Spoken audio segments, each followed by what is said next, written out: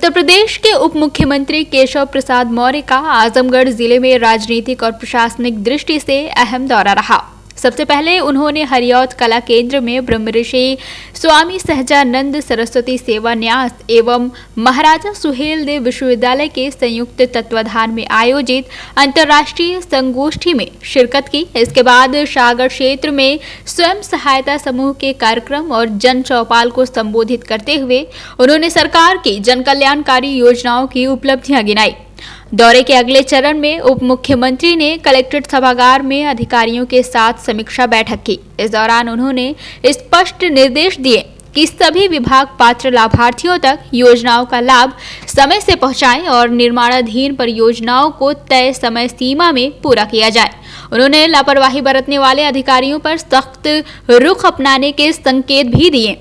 Collectorate में आयोजित press वार्ता के दौरान केशव प्रसाद मौर्य पूरी तरह राजनीतिक रंग में नजर आए। उन्होंने समाजवादी पार्टी और कांग्रेस पर जमकर हमला बोला। डिप्टी सीएम ने कहा कि भाजपा का ग्राफ लगातार बढ़ रहा है और पार्टी का जनाधार पहले से कहीं अधिक मजबूत हुआ है। सबका साथ सबका विकास के सिद्धांत पर काम करते हुए भाजपा बिना किसी भेदभाव के सभी वर्गों के हित में निर्णय ले रही है। समाजवादी पार्टी पर निशाना साधते हुए उन्होंने कहा कि 2017 से भी बड़ी जीत भाजपा आने वाले विधानसभा चुनाव में हासिल करेगी और सपा के कथित फर्जी पीडीए की पूरी तरह धज्जियां उड़ जाएंगी। केशव प्रसाद मौर्य ने सपा पर परिवारवाद, गुंडागर्दी और तुष्टीकरण की राजनीति करने का आरोप लगाते हुए कहा कि अब प्रदेश की जनता इन हथकंडों को पूरी तरह नकार चुकी है। कांग्रेस को लेकर उन्होंने तंज कसते हुए कहा कि उसका अब कोई वजूद नहीं बचा है। सपा सुप्रीमो अखिलेश यादव के बयान पर पलटवार करते हुए उप मुख्यमंत्री ने कहा कि बिहार चुनाव में संभावित पराजय को लेकर सपा नेतृत्व बौखलाहट में है। उन्होंने दावा किया कि 2047 तक न कांग्रेस, न समाजवादी पार्टी और न ही आरजेडी सत्ता में लौटने वाली है। साथ ही उन्होंने पश्चिम बंगाल और तमिलनाडु में भी सत्ता परिवर्तन का भरोसा जताया। यूजीसी से जुड़े मुद्दे पर सवर्ण समाज की नाराजगी के सवाल को खारिज करते हुए मौर्य ने कहा कि भाजपा सभी वर्गों, अगड़ा पिछड़ा और अनुसूचित को समान सम्मान देती है और जो वर्ग पीछे छूटे हैं उन्हें आगे लाने के लिए सरकार प्रतिबद्ध है। कुल मिलाकर आजमगढ़ दौरे में उप मुख्यमंत्री का अंदाज पूरी तरह आक्रामक और राजनीतिक संदेशों से भरपूर रहा। पहला कार्यक्रम अंतर्राष्ट्रीय सेमिनार था। ब्रह्मऋषि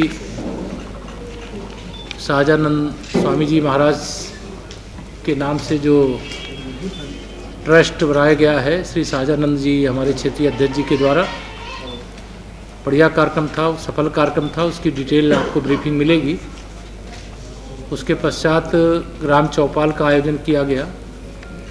ग्राम चौपाल का आयोजन चूँकि मनरेगा की जगह अब विकसित भारत जी राम जी अधिनियम आ गया है, इसके माध्यम से गांव का सर्वांगीण विकास होगा।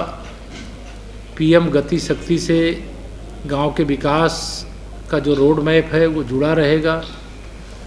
श्रमिकों का रोजगार नहीं छिनने वाला है। मनरेगा के माध्यम से जो भी मैन पावर, चाहे आउटसोर्सिंग चाहे संविदा लगी हुई है, उनके किसी भी दायित्व में कोई कमी नहीं की गई, न की जाएगी। जो 90,000 करोड़ का बजट होता था, 1,51,000 का बजट होने वाला है। अर्थात जब विकसित भारत बनेगा उस समय विकसित ग्राम सभा भी बनेगी।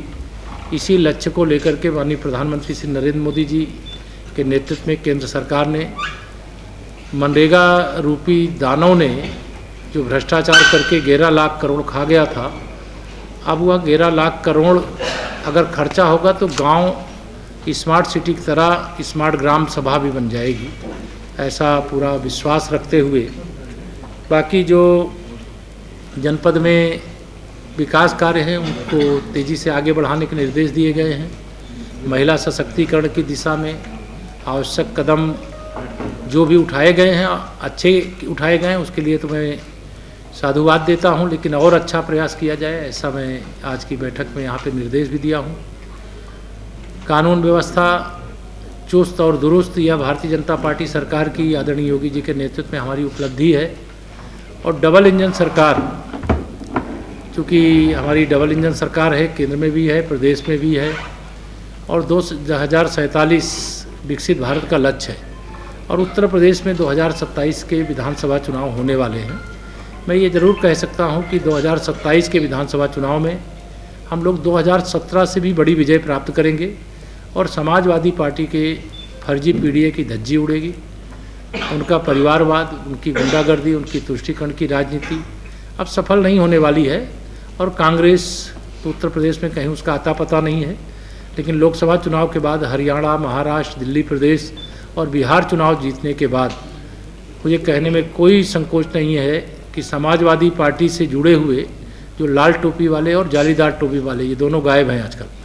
तो भाजपा का ग्राफ बढ़ रहा है, जनाधार बढ़ रहा है, और बिना भेदभाव के सबका साथ सबका विकास किया जा रहा है। पश्चिम बंगाल में भी भारतीय जनता पार्टी चुनाव जीतने जा रही है। अखिलेश यादव ने कहा है कि जब सत्ता ने जब जुल्म करना शुरू किया तो उसे कलयुग आ जाता है, अधर्म के राह। देखिए, श्री अखिलेश यादव जी बिहार चुनाव में पराजय के बाद बहुत बौखलाहट में हैं। उनको बिहार चुनाव के पहले लग रहा था कि बिहार में आरजेडी की सरकार आ जाएगी और उत्तर प्रदेश में समाजवादी पार्टी की सरकार आ जाएगी, लेकिन अब उनको भी पूरा विश्वास है कि 2047 तक न कांग्रेस आने वाली है, न सपा आने वाली है, न आरजेडी आने वाली है, और पश्चिम बंगाल में बची खुची टीएमसी और तमिलनाडु से डीएमके भी जाने वाला। सर, यूजीसी के लेकर सर सवर समाज सर बहुत नाराज है, इसके बारे में क्या? कोई नाराज नहीं। भारतीय जनता पार्टी अगला वर्ग, अगला वर्ग भारतीय जनता पार्टी अगड़ी जाति, पिछड़ी जाति, अनुसूचित जाति की, जैसे गंगा यमुना सरस्वती की त्रिवेणी है, वैसे ये त्रिवेणी है। यहाँ पे सबका साथ सबका विकास, सबको सम्मान दिया जाता है। जो पीछे छूट गए हैं उनको आगे बढ़ाने के लिए जो जरूरी कदम होता है उठाए। पूज्य शंकराचार्य जी के चरणों में प्रणाम है, वो बढ़िया स्नान करें, उनसे प्रार्थना है, और यह विषय का समापन करें, ऐसे आग्रह है। CIB इंडिया न्यूज की सभी खबरों को देखने के लिए लाल रंग की बटन को दबाकर चैनल को सब्सक्राइब जरूर करें, घंटी जरूर दबाएं ताकि हमारी सभी खबरों के नोटिफिकेशंस आप तक पहुंचते रहें।